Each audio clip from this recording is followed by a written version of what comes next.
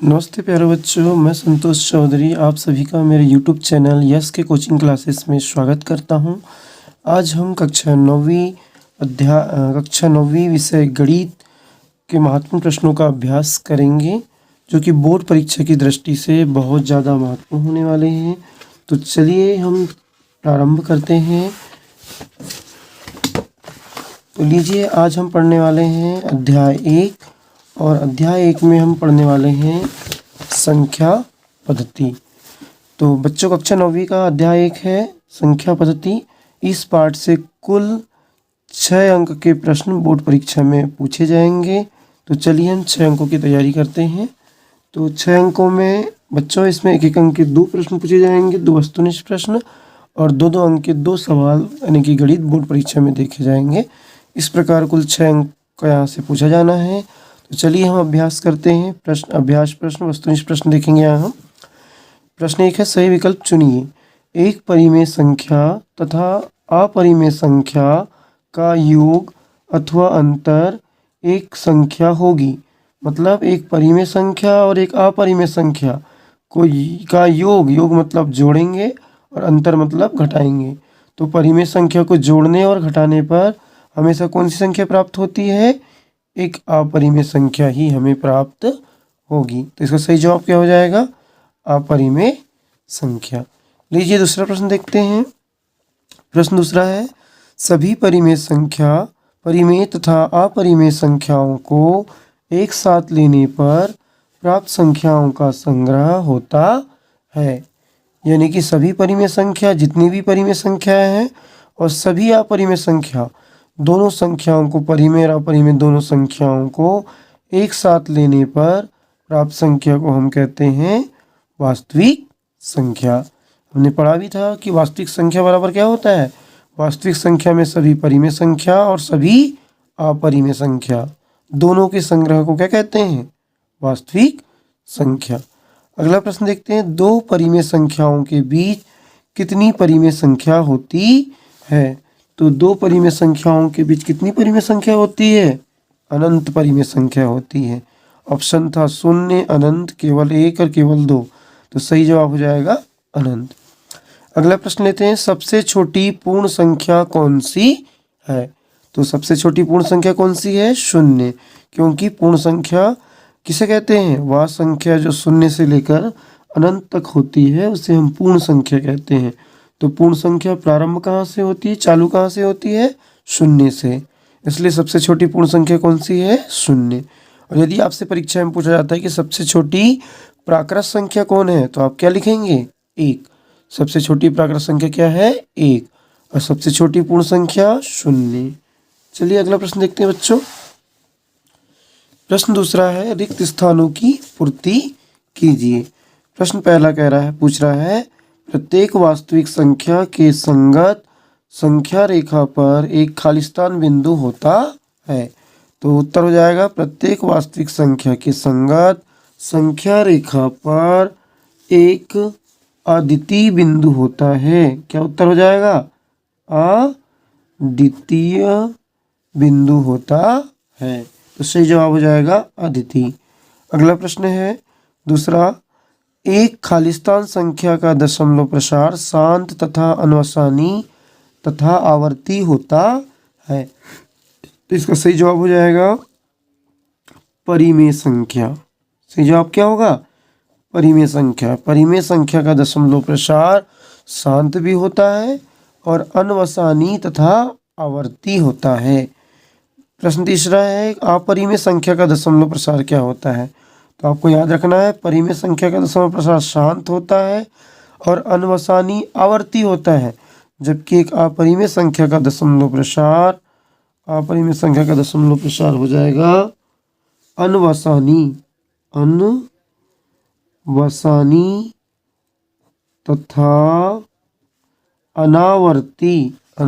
तथा अनावर्ती। अब आप यहाँ ध्यान देंगे दोनों में क्या अंतर है। यदि परिमेय संख्या का दशमलव प्रसार बोलेगा तो वह शांत भी होता है, अनवसानी भी होता है तथा आवर्ती होता है। क्या होता है? आवर्ती। जबकि अपरिमेय संख्या का दशमलव प्रसार अनवसानी तथा अनावर्ती, दोनों में काफ़ी अंतर है। परिमेय संख्या में आवर्ती आएगा और अपरिमेय संख्या में क्या आएगा, अनावर्ती आएगा। चलिए अगला क्वेश्चन देखते हैं।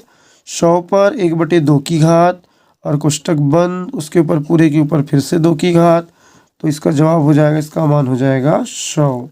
आइए जानते हैं कैसे। 100 पर पहले तो है कोष्टक में 1/2 की घात और उसके ऊपर फिर कितने की घात है, 2 की घात है, तो 2 की घात से 2 की घात कैंसिल हो जाएगा, तो 100 के ऊपर 1 की घात यानी कि 100 सही जवाब होगा। पाई एक खालिस्तान संख्या है, तो पाई एक कैसी संख्या है, तो पाई एक हमारी अपरिमेय संख्या है। पाई एक खालिस्तान संख्या है, तो सही जवाब हो जाएगा पाई एक अपरिमेय संख्या है। चलिए हमने सही विकल्प और खालिस्तान पढ़ लिया है, आगे पढ़ते हैं। लीजिए वस्तुनिष्ठ प्रश्न है सत्य असत्य। प्रश्न तीसरा, सत्य और असत्य, सत्य असत्य लिखिए। प्रश्न 1 है संख्या यश को अपरिमेय संख्या कहा जाता है यदि इसे p/q के रूप में लिखा जा सकता है, जहां p और q पूर्णांक है तथा q is not equal to 0 है, सत्य है या असत्य। तो आप यहाँ देखेंगे संख्या यश को अपरिमेय संख्या कहा जाता है यदि उसे किस रूप में लिख दिया जाए, p/q के रूप में लिखा जाता है। तो आप बताएंगे सही जवाब क्या होगा, असत्य। क्यों होगा बच्चों, क्योंकि वह संख्या जिसे हम p/q के रूप में लिखा जा सकता है उसे हम क्या बोलते हैं, परिमेय संख्या बोलते हैं। जबकि प्रश्न में क्या लिखा गया है कि संख्या यश को अपरिमेय संख्या कहा जाता है यदि इसे p/q के रूप में लिखा जा सकता है। तो यह जवाब बिल्कुल गलत है, इसलिए सही उत्तर क्या हो जाएगा इसका, असत्य। जिसे p/q के रूप में लिखा जाता है उसे हम क्या कहते हैं, परिमेय संख्या कहते हैं। और जबकि प्रश्न में क्या पूछा गया है अपरिमेय संख्या, तो यह असत्य हो जाएगा। अपरिमेय संख्या को हम p/q के रूप में नहीं लिख सकते हैं। चलिए प्रश्न दूसरा देखते हैं। प्रत्येक पूर्णांक एक परिमेय संख्या होती है। प्रत्येक पूर्णांक, जो पूर्णांक संख्या होती है वह एक परिमेय संख्या होती है। ये कह रहा है जितनी भी पूर्णांक संख्या है, चाहे वो प्लस में हो या माइनस में हो या जीरो, पूर्णांक संख्या मतलब 1 से अनंत तक, -1 से अनंत तक और जीरो। पूर्णांक संख्या में प्लस माइनस और जीरो तीनों संख्याएं आती है। तो जितनी भी पूर्णांक संख्या है क्या वो परिमेय संख्या होती है, हाँ, तो इसका सही जवाब हो जाएगा सत्य। चलिए अगला प्रश्न देखते हैं। प्रश्न तीसरा है कि प्रत्येक अपरिमेय संख्या, जितनी भी अपरिमेय संख्या है, प्रत्येक अपरिमेय संख्या एक वास्तविक संख्या होती है। तो ये बिल्कुल सत्य है। जितनी भी अपरिमेय संख्या है वो भी वास्तविक संख्या कहलाएगी और जितनी भी परिमेय संख्या है वे सभी क्या कहलाएगी, वास्तविक संख्या कहलाएगी। क्योंकि वास्तविक संख्या के संग्रह में परिमेय संख्या भी होती है और अपरिमेय संख्या भी होती है। चलिए अगला प्रश्न देखते हैं। प्रश्न 4, प्रत्येक परिमेय संख्या एक पूर्णांक होती है। जितनी भी परिमेय संख्या होती है, बटे वाली संख्या होती है, वो पूर्णांक संख्या होती है। ये बिल्कुल गलत जवाब है, क्योंकि परिमेय संख्या यदि बटे में है, जैसे 1/2, तो वो पूर्णांक संख्या नहीं होगी। 1/2 का यदि हम हल करेंगे तो 0.5 आएगा, जो कि पूर्णांक संख्या नहीं है। तो इसका सही जवाब क्या हो जाएगा, असत्य। जो प्रत्येक पूर्णांक परिमेय संख्या है वो पूर्णांक संख्या नहीं होती है। अगला देखते हैं। प्राकृत संख्या एक पूर्ण संख्या होती है। प्राकृत संख्या कहाँ से स्टार्ट होती है, 1 से, 1 2 3 4 5 6 7 8 9 डेढ़ अनंत। तो जितनी भी प्राकृत संख्या है वो पूर्ण संख्या होती है। बिल्कुल सही जवाब है, क्योंकि प्राकृत संख्या 1 से स्टार्ट होती है और पूर्ण संख्या कहाँ से स्टार्ट होती है, 0 से। तो प्राकृत संख्या मतलब 1 से लेकर अनंत तक की संख्या वह पूर्ण संख्या में भी होती है। तो ये सत्य है। वर्गमूल वर्गमूल a में प्रयुक्त प्रतीक वर्गमूल को करनी चिन्ह कहा जाता है। ये बिल्कुल सत्य है। ये जो चिन्ह हमारे पास दिखाई दे रहा है, इस चिन्ह को हम वर्गमूल भी कहते हैं और करनी भी कहते हैं। तो कर्णीयन ए में प्रयुक्त चिन्ह करनी को वर्गमूल को या करनी को करनी चिन्ह कहा जाता है। तो इस चिन्ह को हम वर्गमूल भी कहते हैं और साथ में क्या कहते हैं, करनी चिन्ह भी कहते हैं। तो बिल्कुल सही जवाब हो जाएगा, सत्य हो जाएगा। चलिए अगला प्रश्न देखते हैं। एक शब्द या वाक्य में उत्तर दीजिए। एक परिमेय संख्या का दशमलव प्रसार किस प्रकार का होता है? तो परिमेय संख्या का दशमलव प्रसार किस प्रकार का होता है? चूंकि संख्या कैसी है, परिमेय, तो परिमेय संख्या का दशमलव प्रसार शांत भी होता है और अनवसानी शांत होता है शांत तथा अनवसानी, शांत तथा अनवसानी। और परिमेय संख्या है तो अनवसानी आवर्ती होता है। तो परिमेय संख्या का दशमलव प्रसार क्या होता है? शांत भी होता है तथा अनवसानी आवर्ती होता है। चलिए अगला प्रश्न देखते हैं। प्रश्न दूसरा पूछ रहा है, ऐसी संख्या जिसे p/q के रूप में व्यक्त नहीं किया जा सकता है, जहाँ p और q पूर्णांक है, q is not equal to 0 है, को क्या कहते हैं? तो ऐसी संख्या जिसको हम p/q के रूप में नहीं लिख सकते हैं, व्यक्त नहीं कर सकते हैं, ऐसी संख्या को हम कहते हैं अपरिमेय संख्या। क्या कहते हैं? अपरिमेय संख्या। जिसे p/q के रूप में लिखते हैं उसे परिमेय संख्या कहते हैं, और जिसे p/q के रूप में नहीं लिख सकते उसे हम अपरिमेय संख्या कहते हैं। 1/7 का दशमलव प्रसार किस प्रकार का है? तो जब हम 1 को 7 से भाग करेंगे तो उसका दशमलव प्रसार किस प्रकार का हो जाएगा? अनवसानी आवर्ती का हो जाएगा, अनवसानी आवर्ती। चलिए अगला प्रश्न लेते हैं। प्रश्न चौथा है, 1/7 और 2/7 के बीच एक अपरिमेय संख्या लिखिए। तो 1/7 और 2/7 के बीच अपरिमेय संख्या हो जाएगी 0.150, यानी कि 0.150। फिर आप 1 0 और बढ़ा दीजिए, 0.150 के बाद हो जाएगा 150 के बाद 1 0 और, मतलब 1500। फिर आप 15, इसको इस प्रकार से याद रखेंगे, 0.150, फिर 1500, 1500, इसी प्रकार डैश। अगला प्रश्न देखते हैं। ए पे 0 की घात, ए पर 0 की पावर का मान होता है। तो आप याद रखेंगे, किसी भी संख्या पे यदि 0 की पावर है तो उसका मान हमेशा कितना होगा? 1 होगा। कितना होगा? 1 होगा। अगला प्रश्न देखते हैं। वह संख्या जिसका दशमलव प्रसार अनवसानी अनावर्ती होता है क्या कहलाती है? तो वह संख्या जिसका दशमलव प्रसार क्या होता है? अनवसानी और अनावर्ती, उसे हम कहते हैं अपरिमेय संख्या। क्या कहते हैं? अपरिमेय संख्या। लीजिए अब हम सही जोड़ी का सवाल पढ़ते हैं। प्रश्न 5 है, सही जोड़ी बनाइए। 125 पर 1/3 की घात है। तो 125 किस पर 3 की घात होती है? 5 पर 3 की घात।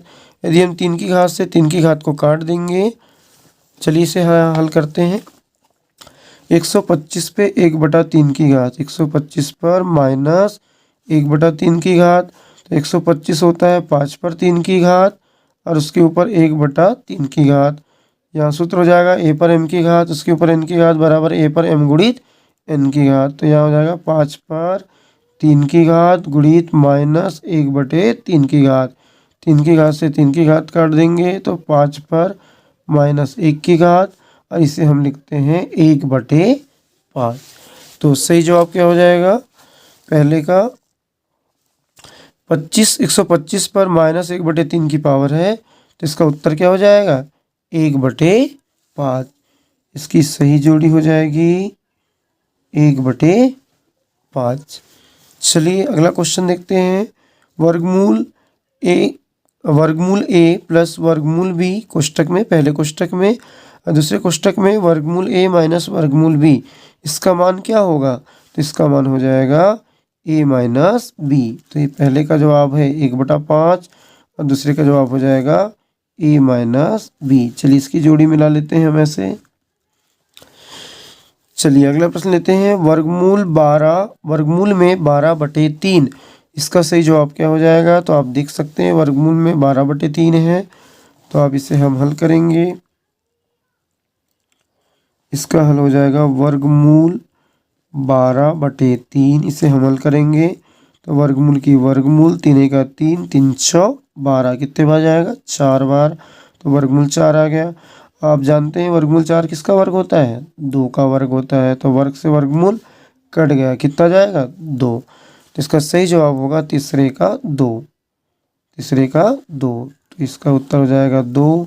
अगला प्रश्न देखते हैं। ए पर एम की घात इंटू ए पर एन की घात, तो हो जाएगा गुणा करने पे घातें जुड़ जाती है ना, तो ए पर एम की घात इंटू ए पर एन की घात, तो सही जवाब क्या हो जाएगा?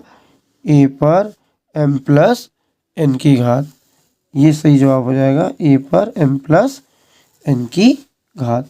अगला प्रश्न लेते हैं। ए पर एम की घात और कोष्टक बंद, उसके ऊपर 1/n की घात, तो इसका सही जवाब हो जाएगा पांचवे का ए पर m/n की घात। तो ये हमारा जोड़ी हो गया। चलिए अब हम देखते हैं प्रश्न नंबर 6। 6 है, सरल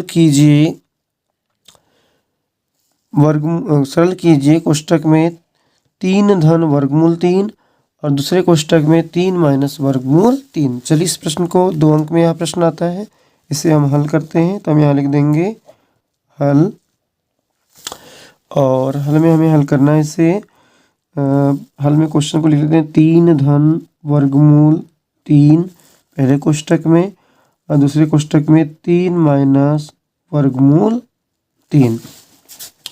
अब हमें इसे हल करना है, तो कैसे हल करेंगे? एक तो हम सूत्र के माध्यम से भी कर सकते हैं, a प्लस बी और a माइनस बी, यानी कि a का भी वर्ग माइनस b का भी वर्ग से, या नॉर्मल गुणा करके भी हम इस सवाल को हल कर सकते हैं। तो चलिए देखते हैं, हम इसे सूत्र से करते हैं। सूत्र से क्या हो जाएगा? a प्लस बी पहले कोष्टक में और दूसरे कोष्टक में a माइनस बी बराबर होता है a का भी वर्ग माइनस b का भी वर्ग। ये हमारा घातांक बीजगणितीय सूत्र है। a प्लस बी और a माइनस बी बराबर a का भी वर्ग माइनस b का भी वर्ग। तो आप यहाँ देख रहे हैं a के स्थान पे कौन है? 3 है, और b के स्थान पे कौन है? वर्गमूल 3 है। तो a का भी वर्ग मतलब किसका वर्ग? 3 का वर्ग, माइनस है तो माइनस। अब यहाँ देख सकते हैं a का मान कितना है? 3, और b का मान कितना है? वर्गमूल 3। a का मान 3, b का मान वर्गमूल 3। तो a धन b एक बार धन में है और एक बार ऋण में है, तो a धन b a ऋण b बराबर a का भी वर्ग माइनस b का भी वर्ग। तो a का भी वर्ग मतलब किसका वर्ग? 3 का वर्ग, माइनस है तो माइनस, और b का वर्ग मतलब किसका वर्ग? वर्गमूल 3 का वर्ग, वर्गमूल 3 का वर्ग। तो आप यहाँ देख सकते हैं, आगे हल करेंगे। 3 का वर्ग कितना होगा? 9, और वर्ग से वर्गमूल कट गया तो 9 माइनस 3, और आप जब 9 में 3 घटाएंगे तो सही जवाब आएगा 6। इसका उत्तर कितना हो जाएगा? 6। चलिए प्रश्न नंबर 6 हमने बना चुके हैं। अब हम देखते हैं अगला प्रश्न, प्रश्न नंबर 7। बच्चों ये गणित, छोटे छोटे गणित जो है बोर्ड परीक्षा में पूछे जाते हैं, परीक्षा की दृष्टि से बहुत ज़्यादा महत्वपूर्ण है। तो आप निश्चित रूप से इसे अब घर पे अभ्यास करके या पढ़कर जरूर जाइए, ताकि आपके बोर्ड परीक्षा में यह प्रश्न दिया है तो आप उसे हल जरूर करें, या बिल्कुल वह प्रश्न आपको 2 अंक दिलाकर ही जाएगा। चलिए प्रश्न 7वां लेते हैं। प्रश्न 7 है, सरल कीजिए 3 धन वर्गमूल 3 और दूसरे कोष्टक में 2 धन वर्गमूल 2। आइए इस प्रश्न को भी हम हल करते हैं। प्रश्न में को हल में और लिख लीजिए आप। कोष्टक में 3 धन वर्गमूल 3 और दूसरे कोष्टक में 2 धन वर्गमूल 2। चलिए इसे लिख लिए। अब आपको पता है कि कोष्टक का मतलब क्या होता है, दोनों कोष्टकों के बीच में कोष्टक है मतलब गुणा है। तो चलिए बारी बारी से गुणा करते हैं। पहला पद है 3, तो 3 का गुणा आप करेंगे 2 से, तो कितना हो जाएगा, 3 का गुणा 2 से, 3 दूनी 6। यार आप ऐसा लिख लीजिए इसको, 3 गुणित 3 का गुणा किस में करेंगे, 2 में, तो 3 गुणित 2, धन है तो धन। अब इसी 3 का गुणा हम किस में करेंगे, वर्गमूल 2 में, तो 3 वर्गमूल 2, 3 गुणित वर्गमूल 2, 3 वर्गमूल 2। अगला लेते हैं फिर प्लस की प्लस, वर्गमूल 3 का गुणा 2 में होगा, तो हम इसे लिख लेंगे, पहले हम वर्गमूल वाली संख्या को पीछे लिखते हैं, तो पहले आप क्या लिख लेंगे, 2, उसके बाद लिख लेंगे वर्गमूल 3। अब वर्गमूल 3 का गुणा आप वर्गमूल 2 में करिए, प्लस है तो प्लस, वर्गमूल 3 गुणित वर्गमूल 2। चलिए आगे हल करते हैं, 3 दूनी 6, धन की धन, 3 वर्गमूल 2 की 3 वर्गमूल 2, धन 2 वर्गमूल 3 की 2 वर्गमूल 3, धन, और वर्गमूल 3 का गुणा वर्गमूल 2 में होगा तो वर्गमूल 6, 3 दूनी 6।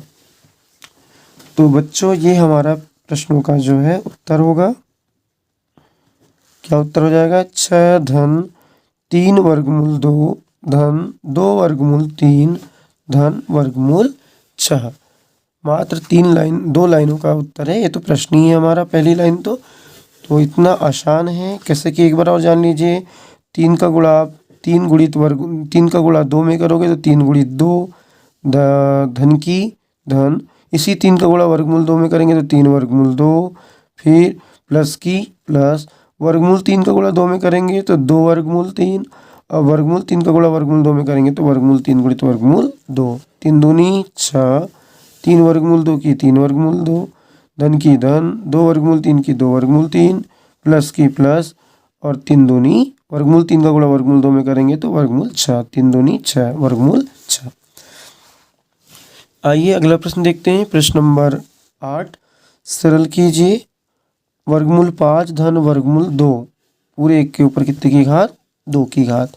आइए इस सवाल को भी देखते हैं, हल, वर्गमूल 5 धन वर्गमूल 2 पूरे 1 के ऊपर कितने की घात है, 2 की घात, वर्गमूल 5 प्लस वर्गमूल 2 का होल स्क्वायर। तो इसे हम सूत्र से करेंगे। हमारा सूत्र होता है बीजगणितीय सूत्र, a प्लस बी का होल स्क्वायर बराबर a का वर्ग प्लस 2ab प्लस b का वर्ग।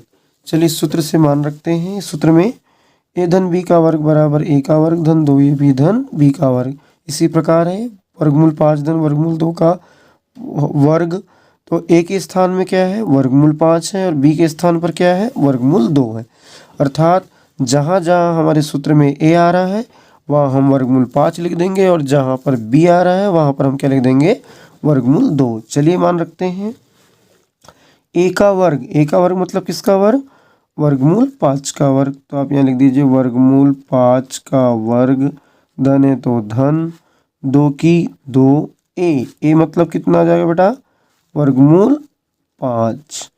उसके बाद b है, b का मान कितना हो जाएगा, वर्गमूल 2, और धन की धन, b का वर्ग मतलब किसका वर्ग, वर्गमूल, देखो b का वर्ग, b के स्थान पे कौन है, वर्गमूल 2 है, तो b का वर्ग मतलब वर्गमूल 2 का वर्ग। चलिए आगे हल करते हैं, वर्ग से वर्गमूल कट गया, कितना बचा, 5, धन 2 की 2, 5 और 2 का गुणा कर दीजिए, वर्गमूल का गुणा वर्गमूल में हो जाता है, 5 दूनी 10, वर्गमूल 10, धन, और ये वर्ग से वर्गमूल कट गया तो यहाँ कितना बचा, 2। चलिए संख्याओं को जोड़ लीजिए, 5 सामने में है और पीछे कितना है, 2 है, 5 और 2 7, धन 2 की 2, वर्गमूल 10। ये हमारा आंसर है, उत्तर है। चलिए अगला क्वेश्चन देखते हैं, प्रश्न नंबर 9 है, सरल कीजिए वर्गमूल 5 माइनस वर्गमूल 2 और वर्गमूल 5 प्लस वर्गमूल 2। इस प्रकार के प्रश्न को अभी हमने थोड़ी देर पहले पढ़ा था। हम इसे सूत्र से भी ज्ञात कर सकते हैं और नॉर्मल गुणा करके भी ज्ञात कर सकते हैं। चलिए हल देखते हैं इसे। चलिए दोनों तरीके से देखते हैं, पहले तो सूत्र से देखते हैं और फिर नॉर्मल तरीके से भी देखते हैं, ताकि आपको दोनों टाइप से समझ आ जाए। चलिए सूत्र से देखते हैं। वर्गमूल 5 माइनस वर्गमूल 2 पहले कोष्ठक में, दूसरे कोष्ठक में है वर्गमूल 5 प्लस वर्गमूल 2। अब देखिए आप इसे सूत्र विधि से करेंगे तो ये हो जाएगा a माइनस बी, बीजगणितीय सूत्र, और दूसरे कोष्ठक में a प्लस बी बराबर क्या होता है a का भी वर्ग माइनस b का भी वर्ग। ये सूत्र आपने छोटी क्लासों में पढ़ा है, कक्षा 8वीं में और 9वीं में भी पढ़ा है। a माइनस बी और a प्लस बी बराबर a का भी वर्ग माइनस b का भी वर्ग। a के स्थान पर वर्गमूल 5 है और b के स्थान पर क्या है वर्गमूल 2 है। यहाँ भी आप तुलना कर लीजिए, a के स्थान पर वर्गमूल 5, b के स्थान पर वर्गमूल 2 बराबर a का भी वर्ग। सूत्र तो a का वर्ग मतलब किसका वर्ग, वर्गमूल 5 का वर्ग, और माइनस है तो माइनस सूत्र में, और b का वर्ग मतलब किसका वर्ग, वर्गमूल 2 का वर्ग। चलिए वर्ग से वर्गमूल काट दीजिए, कितना जाएगा 5, यहाँ भी वर्ग से वर्गमूल कट गया -2, और आप 5 में 2 घटाएंगे कितना आ जाएगा 3 आ जाएगा। चलिए इसी प्रश्न को हम दूसरे भी तरीके से समझते हैं। वर्गमूल 5 माइनस वर्गमूल 2 और दूसरे कोष्ठक में वर्गमूल 5 प्लस वर्गमूल 2। चलिए इसे हम नॉर्मल गुणा करके बना के देखते हैं। अभी तो हमने सूत्र विधि से बनाया था, अब दोनों विधि से परीक्षा में बनाएंगे तो भी आपका उत्तर सही आएगा। चलिए गुणा करते हैं। नॉर्मल गुणा, कोष्ठक है मतलब हमको गुणा करना है। वर्गमूल 5 का गुणा वर्गमूल 5 में करेंगे तो ये हो जाएगा वर्गमूल 5 गुणित वर्गमूल 5 तो वर्गमूल 25 पचम 25। अब वर्गमूल 5 का गुणा आप वर्गमूल 2 में करेंगे तो हो जाएगा 5 दूनी 10 वर्गमूल 10। अब आगे माइनस वर्गमूल 2 का गुणा करेंगे वर्गमूल 5 में प्लस वर्गमूल 5 में तो 2 पंचे 10 तो माइनस वर्गमूल 10, और माइनस वर्गमूल 2 का गुणा प्लस वर्गमूल 2 में करेंगे तो 2 दूनी 4 माइनस वर्गमूल 4। अब आप जानते हैं 25 किसका वर्ग होता है, तो 25 होता है वर्गमूल 25 यानी कि का मान होता है 5, या 25 का किसका वर्ग होता है 5 का, तो आप लिख दीजिए इसको 5 का वर्ग धन प्लस वर्गमूल 10 से माइनस वर्गमूल 10 कट गया, और 4 किसका वर्ग होता है 2 का, तो आप 4 को लिख दीजिए 2 का वर्ग, और ऊपर वर्गमूल, वर्ग से वर्गमूल कट गया, वर्ग से वर्गमूल कट गया, ये हो जाएगा 5 माइनस 2, और 5 में 2 घटाएंगे तो 3। आप देख पा रहे हैं सूत्र से भी हमारा उत्तर 3 आया और नॉर्मल गुणा करने से भी हमारा उत्तर 3 ही आता है। चलिए अगला प्रश्न देखते हैं।